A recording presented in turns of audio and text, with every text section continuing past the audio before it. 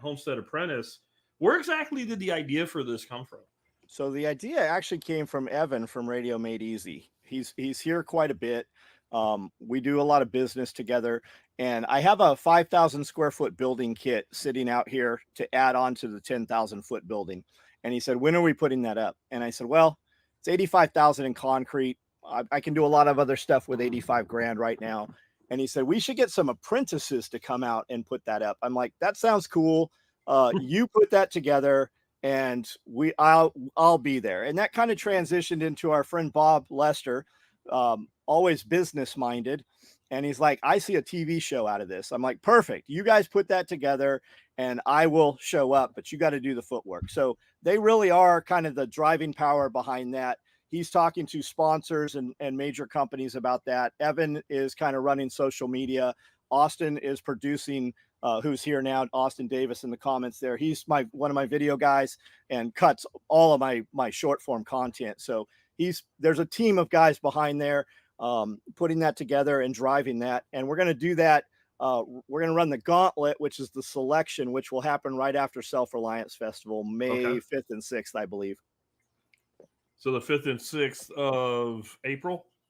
The 5th and 6th of May. May, okay. All right. Exactly how's this going to work? Like what is the plan for the program?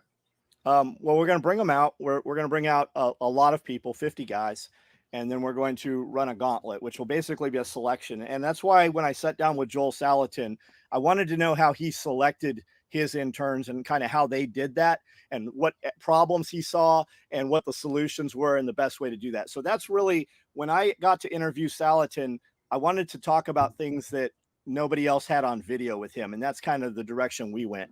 So we're going to pull 50 dudes out, and we're going to kind of just run a selection and see whose skills are what. And more importantly, who can team build and work with a team and motivate. And, just like in the military, you take the young dude and you put a couple people under him and all of a sudden a leader steps up. So that's kind of what we're looking for. And we're going to whittle that down to 2 12-man teams. And we're going to run 2 12-man teams head to head. So it'll be a little bit of Donald Trump's The Apprentice. You're fired. And then it'll be experts in the field. We're going to put them through a lot of different classes: medical class, chainsaw class, tourniquet class, fighting pistol, attack response. We have a lot of higher end people in their industries that are like, we know how to run a saw, but we've got dudes that really run saws full time. So we're going to make sure they get the best training. And then we're going to, just kind of go from there. We're going to do some sawmilling. They're going to come onto the property and rough camp the first night, and then start building structures. And then once the structure's built, how are we going to do water catchment for the structure? What is the solar going to look like? And we have companies involved for all of that. Okay. That's really cool. So when you start out with this gaggle that you're going to drill down to end up with 24, those 24 are, and you're kind of 2 teams headed up against each other. Is this going to be like an ongoing elimination, or are those teams, as long as they stick with what they're doing, and like they're for the duration? We're going to keep them from the duration. Of course, we're going to, critique and have the mentoring, and I'm sure that some will be eliminated along the way. Yeah, maybe self-elimination. I suspect more self-elimination. Yeah. I hate to get rid of a guy who will stick through it all the way, Yeah. Yeah, because that's one of the things I never liked about those shows, especially like the weight loss and the fitness ones and all. It's like the whole point is to see what you can do with people rather than just – it's not trying out for a high school football varsity team where you just cut people. I like cutting the initial herd down because you kind of have to. You can only have so many people doing this. We're also pre-qualifying employees, right? We're pre-qualifying people for the communities, because it's not just here. If a guy's like, "Man, I really like this, but I definitely don't want to go to Camden, Tennessee." Well, you've got Nicole on the hauler is always looking for the right person. You've got Bob's guys over in Ohio always looking for the right people. You've got Evan, who's always looking for somebody out of North Carolina. So all of those people will be here, including Nicole, on site for this. So they will get, and we've got, I believe we have Stony Ridge Farmer is locked in and coming in. And so that's North Carolina also. We're just looking for the right person to match. We always get people that are like, "Man, I love your videos. I want to come work for you." And I spend more time making videos trying to tell you don't want to work for me than to convince you to come, because it's not just what it looks like on that video. You see that 15 minutes of super cool, this worked, but you don't always see the 16 hours of it not working, you know? Yeah. Yeah. And there's a lot of not working when you're building shit and when you're building businesses both. Um, so is this going to have like some challenges then? Like that you're like, Yes, obviously you're going to have like, it's all like, build a shelter or whatever, but are you going to have some things that are more like head to head? Like, can absolutely. you do it or who can get it done better or first? Yes, absolutely. There is. Yes. It's I keep saying, like, I keep talking about it as though it's like buds, and it's not it's not going to be that. We definitely don't want to scare anybody off.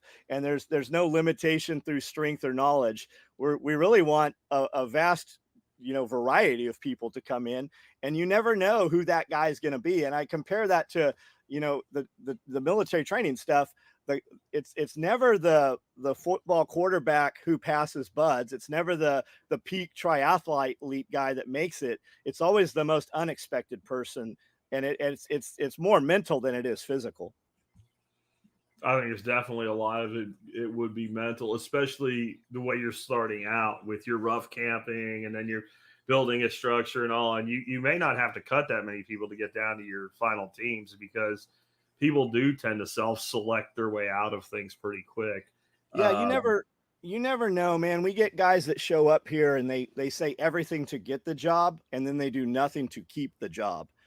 And a lot of guys, like, we've had show up, we'll have guys come in that are really, really good, and they're running from something, right? They've freshly broken up from a relationship, come out here, and as soon as they start calling home, and once she starts missing him, he kind of like bails and takes off. yeah. You just never know, man. People are weird. You can't ever really read them. Yeah. So how long do you picture this process going? Like, is this going to be like 6 weeks, 12 weeks, two So months? it was 6 weeks. I think it's down to 3 weeks. The final is going to be 3 weeks. So Okay. the selection is on site for 3 days, but it's really 2 days. That gives them some time to get in and some time to get out afterwards without having to, okay, you're out, hit the street. Yeah.